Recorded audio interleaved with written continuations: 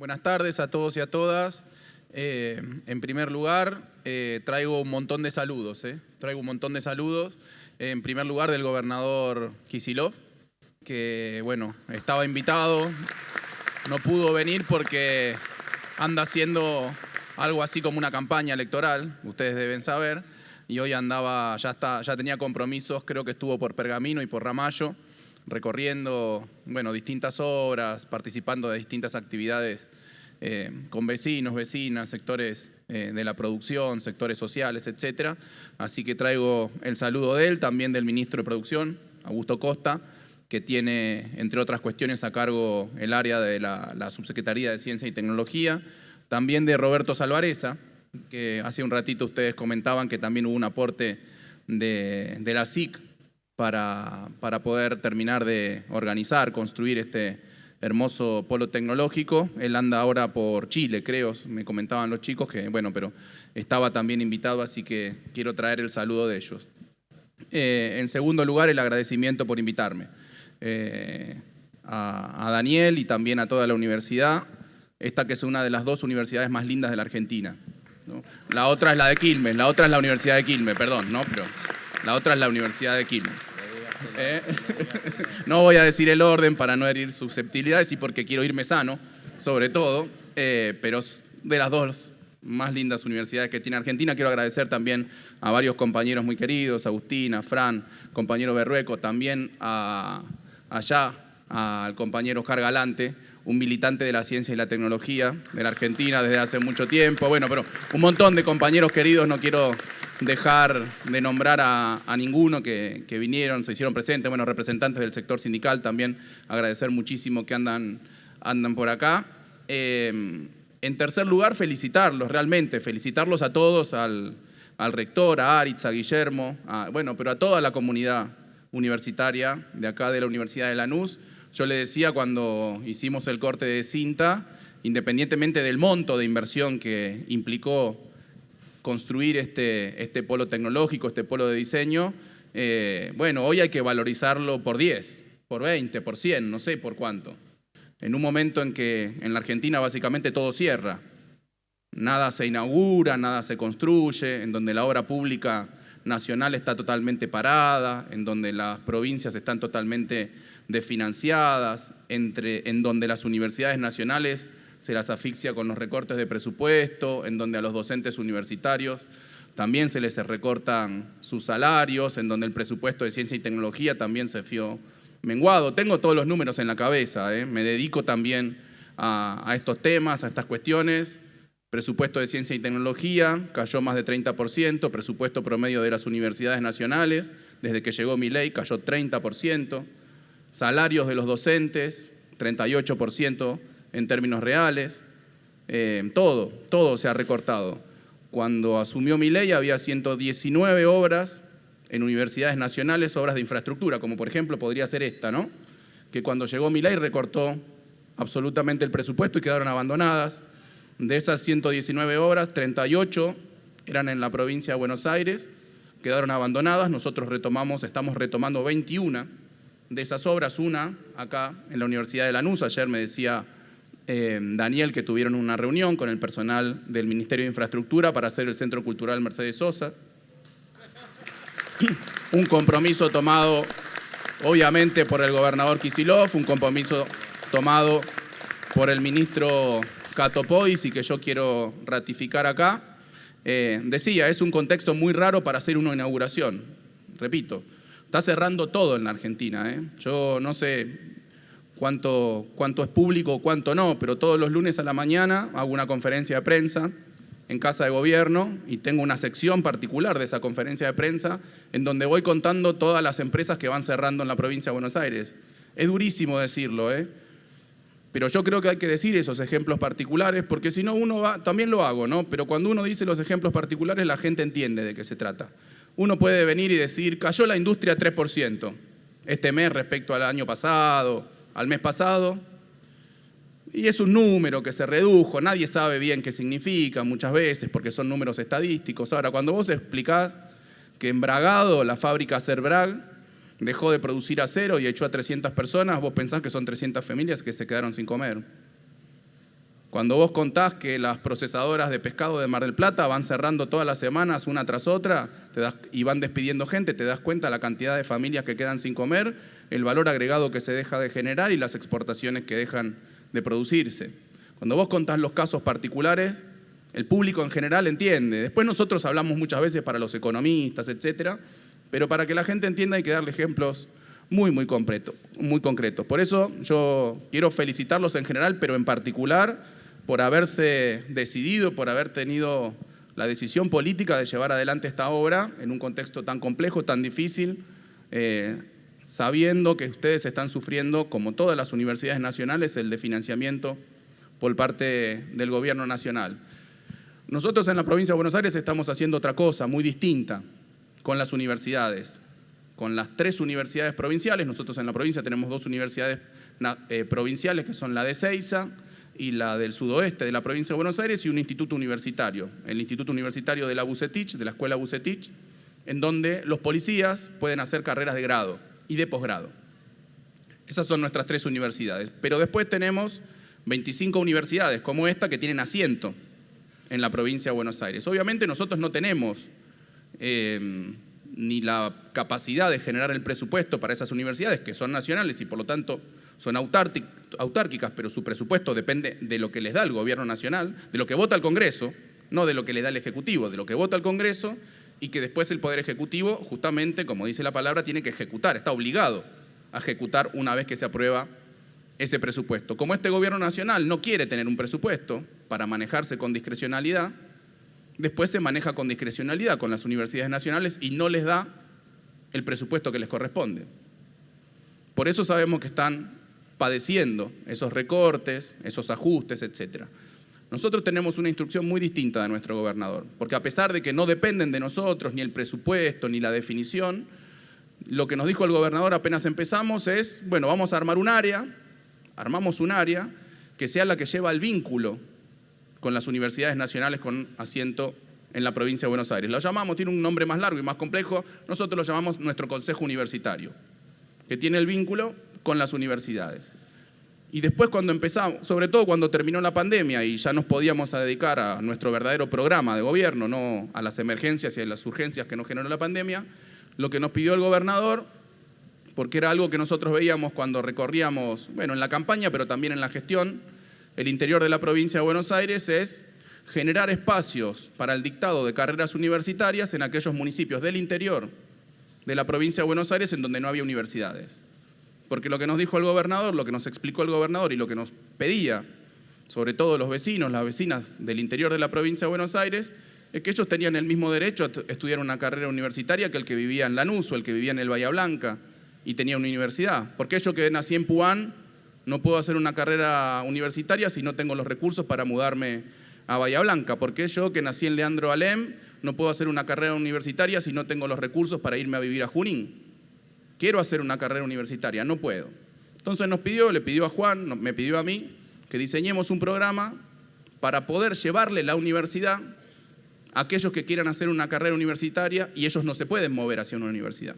Y ahí diseñamos el programa Puentes, que es lo que comentaba Daniel. El programa Puentes es simplemente eso, trabajar con los municipios para construir espacios en donde se dicten carreras universitarias, centros universitarios.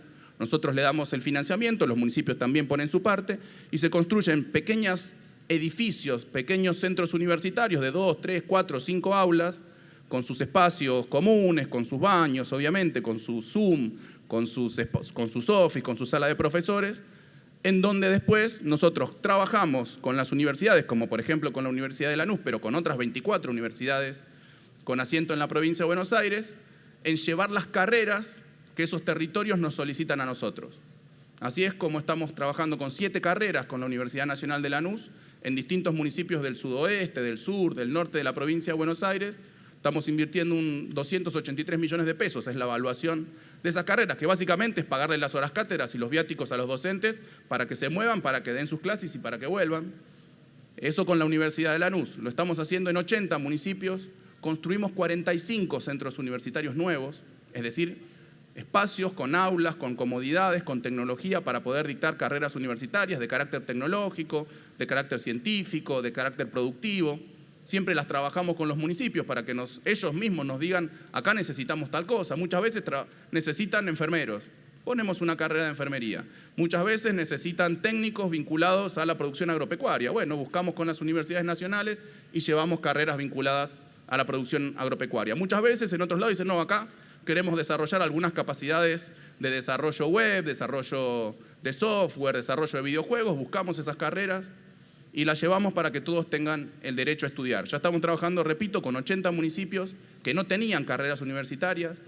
Hemos creado e inaugurado 45 centros universitarios, estamos dictando más de 270 carreras, tenemos más de 15.000 alumnos ya estudiando en pequeños pueblos, en pequeños municipios del interior de la provincia de Buenos Aires, totalmente lo contrario a lo que hace Milei. Milei asfixia, Milei recorta, nosotros expandimos la educación universitaria. ¿Por qué? ¿Para mostrar un contraste? No. Como decía Daniel, por convicción. Por convicción. Nosotros somos muy conscientes de que los países más prósperos, más desarrollados del mundo, lo hicieron no solo sobre la base algunos de los recursos que tienen, de los recursos naturales, etcétera, sino fundamentalmente del desarrollo científico, tecnológico e industrial que tienen los países. ¿Y por qué nosotros vamos a privar? No solo como cuestión individual y personal de que todos puedan tener una carrera universitaria, formarse, después tener mayor prosperidad, un mejor empleo, etcétera, sino colectivamente. Las sociedades que prosperan, lo decía también Guillermo, ¿no? Lo decía también Guillermo respecto del último premio Nobel, son las que más invierten en ciencia y tecnología, son las que más invierten en la educación universitaria, son las que pueden desarrollar un tejido industrial propio, soberano, independiente. Esas son las naciones. Y nosotros, bueno, humildemente, digamos, porque también somos víctimas de los recortes presupuestarios, como es la Universidad de Lanús y como le ha pasado al resto de las universidades nacionales, a nosotros en la provincia de Buenos Aires, nosotros lo vamos actualizando mes por mes, nos recortaron de presupuesto que le corresponde a la provincia de Buenos Aires entre las obras que dejaron paradas, casi 1.000 obras de infraestructura paradas, y los distintos programas nacionales que estaban y los recursos que venían a la provincia de Buenos Aires, 12 billones de pesos, 12 millones de pesos. Para que tengan una idea cuánto es esto, porque son muchos ceros, pero para compararlo, el presupuesto anual de la provincia de Buenos Aires son 35 billones más o menos. Nos recortaron 12 billones, es decir, 1/3 de un presupuesto anual. Ya nos viene recortando el presidente Milei a la provincia de Buenos Aires. Así todo nosotros seguimos dictando carreras universitarias a través del programa Puente, seguimos invirtiendo en ciencia y tecnología. Nosotros hoy tenemos el programa de fomento de la innovación tecnológica más grande de la Argentina, el FITBA, Fondo de Innovación Tecnológica de la provincia de Buenos Aires, que es lo único que quedó en pie con los recortes que hizo Milei al sistema científico nacional. Nosotros hoy le estamos pagando los últimos 2 años de doctorado a aquellos doctorandos que recibieron la beca los primeros 2 años y que tenían que renovar y que el gobierno nacional no les renovó la beca. Nosotros, los que viven en la provincia de Buenos Aires, nosotros nos tuvimos que hacer cargo para que puedan terminar su doctorado. Bueno, hacemos lo que podemos, vamos emparchando los desastres que hace el gobierno nacional. Tampoco nos podemos hacer cargo de todos los desaguisados, de todos los recortes, porque no tenemos la capacidad financiera, el recurso, el presupuesto, repito, cuando además nos están recortando a nosotros. Por eso digo, no quiero bajonearla, pero perdón, hay que poner esto en contexto. Hay que poner esto en contexto, porque mientras la economía crece y los gobiernos financian la ciencia, la tecnología, la universidad, bueno, debe ser re fácil hacer algo de esto. Cuando viene el gobierno nacional o el gobierno provincial o alguien y te da la plata, bueno, tenés que ejecutarlo, tenés que hacerlo prolijamente. Ahora, vale 10, 20 o 100 veces más cuando esto lo tenés que hacer sin la ayuda del gobierno nacional, que es el que se debería estar encargando de estas cosas. Si quiere un país desarrollado, si quiere un país próspero, si quiere un país con futuro, si quiere un país soberano, si quiere un país independiente, si quiere un país con inclusión social. No lo hace. Bueno, entonces la provincia, los municipios, las universidades lo hacemos con los recursos que tenemos, con mucha creatividad, además. Quiero retomar algo que decía Guillermo, resaltando esto de la creatividad y de cómo manejarse muchas veces con menos recursos que de los que se podrían disponer en otros escenarios o en otros momentos históricos. Que lo decía, que lo escuchaba y lo asociaba cuando él estaba presentando el layout, digamos, la disposición de las mesas, de los talleres, etcétera. Yo soy docente universitario también, de la Universidad de Quilmes, hace 25 años. Alguna vez di algunos posgrados, creo, acá en la Universidad de Lanús. También di clases en la UBA, pero de la Universidad de Quilmes soy docente desde el año 2000. Sigo dando clases en la Universidad de Quilmes. Ayer a la noche di clases en la Universidad de Quilmes de Economía Internacional. Y ayer a la noche justamente yo estaba presentándole a mis alumnos unos modelos de comercio internacional schumpeterianos. Voy a explicar. ¿Quién es Schumpeter? Es un economista, fue un economista del siglo XIX, cuyas obras fueron en la primera mitad del siglo XX. Escribió 4 libros: Business Cycles, el ciclo de negocios, La teoría del desenvolvimiento económico, Capitalismo, socialismo y democracia, y por último, Una historia del pensamiento económico. Los primeros 3 libros trataban de caracterizar la dinámica de cómo funciona el capitalismo. Eran libros en donde él trataba de explicar por qué a veces el capitalismo prosperaba, crecía muy rápido, se desarrollaba el mundo, se desarrollaban las aplicaciones tecnológicas, la producción a escala mundial, y después por qué tratando de periodizar eso y dar una explicación teórica, y por qué después el capitalismo se estancaba. Periodizaciones que se hacían, Kondratiev en términos estadísticos, un estadístico ruso que decía que los ciclos económicos tenían 50 años, 25 de prosperidad y 25 de estancamiento.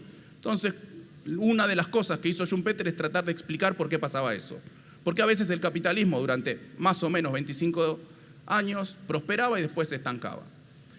Y la conclusión a la que llegó Schumpeter es que eso se debía a las innovaciones importantes, ¿no? A las grandes innovaciones tecnológicas, a las tecnologías de aplicación transversal sobre el conjunto del aparato productivo. Me refiero al motor de combustión interna, al ferrocarril, más modernamente, digamos, a Internet, a la inteligencia artificial. Esas eran las tecnologías disruptivas que permitían un salto productivo del capitalismo a lo largo del tiempo, y que cuando esas tecnologías maduraban, si no aparecían nuevas tecnologías, el capitalismo se estancaba. ¿Por qué digo esto? Porque hasta los años 80, el país más desarrollado del mundo, Estados Unidos, era el país que más invertía en ciencia. Era el país que más invertía en ciencia. ¿Cómo funcionaba hasta esos años el desarrollo de innovaciones, que son justamente los que le dan la dinámica, el crecimiento de largo plazo al capitalismo? Bueno, como un modelo fordista. Se lo llama el modelo lineal de innovación. Se producían innovaciones a través de un modelo lineal. ¿Que cómo empezaba? El Estado, el gobierno de los Estados Unidos, ponía mucha inversión en ciencia básica. Ahí tenemos los proyectos de la Big Science, el proyecto Manhattan, etc. Ponían mucha plata en las universidades y en los centros tecnológicos públicos para desarrollar ciencia básica. En esas universidades y en esos centros se desarrollaban principios químicos nuevos, principios físicos nuevos. Después los centros tecnológicos tomaban ese conocimiento general y hacían ciencia aplicada, generaban aplicaciones sobre esos conocimientos, y después eran los laboratorios de investigación y desarrollo de las grandes empresas de los Estados Unidos las que tomaban esos conocimientos y los transformaban en prototipos y en productos finales. Y por lo tanto Estados Unidos, a partir de esa gran inversión en ciencia básica y cómo derramaba eso a lo largo de toda la cadena fordista de producción de innovaciones, se transformaba en el país del mundo que más productos nuevos, más innovaciones lanzaba a los mercados mundiales. Y eso le permitía tener la supremacía tecnológica, pero también comercial y productiva sobre el resto del mundo capitalista. Eso es lo que le daba la superioridad, más allá de lo militar, ¿no? Eso era lo que le daba la superioridad económica, tecnológica, productiva a los Estados Unidos sobre el resto de los países de la economía capitalista. Ahora, en un momento pasó algo. A finales de los 70, principios de los 80. Estados Unidos paulatinamente empezó a perder esa supremacía, a veces tecnológica, a veces comercial, a veces productiva o a veces todas esas cosas. ¿A manos de quién? De Japón, en esa época. De Japón. Y cuando uno analizaba con la mente seteada en ese modelo lineal de innovación, veía que Japón no invertía mucho en ciencia, pero que tenía muchísimos mejores resultados en materia de innovación productiva. ¿Cómo es? Estados Unidos es el que más plata ponía, el que más inversión hacía en ciencia básica, Pero ahora Japón, que estaba invirtiendo no tanto en términos relativos en ciencia básica, tenía mucho mejor desempeño en lanzar mejores productos al mercado internacional. De hecho, Estados Unidos en los años 80 tuvo una invasión de productos japoneses. Entre otras cosas, automóviles, fundamentalmente automóviles. Tan así fue esa invasión de productos japoneses que Estados Unidos se tuvo que sentar, o mejor dicho, obligó a sentarse al gobierno japonés a negociar unos elementos para poder regular el comercio bilateral llamado restricciones voluntarias a la exportación. O sea, Japón puso restricciones voluntarias a su exportación de productos a los Estados Unidos. Voluntarias. O sea, obligaron a Japón a que controle sus exportaciones a los Estados Unidos porque esos productos que eran más sofisticados, más eficientes, etcétera, estaban desplazando toda la industria estadounidense. Esto se vuelve a repetir ahora con China. Pero voy al ejemplo de Japón por una razón, por dos razones. También en esa época, ¿saben qué hizo los Estados Unidos? Por primera vez, creo que ahora es la segunda vez que lo está haciendo, o la tercera. Empezó a comprar yenes. Lo mismo que está haciendo hoy con Argentina, está comprando pesos. El Tesoro de los Estados Unidos en los 80 compraba yenes. Hoy el Tesoro de los Estados Unidos compra pesos.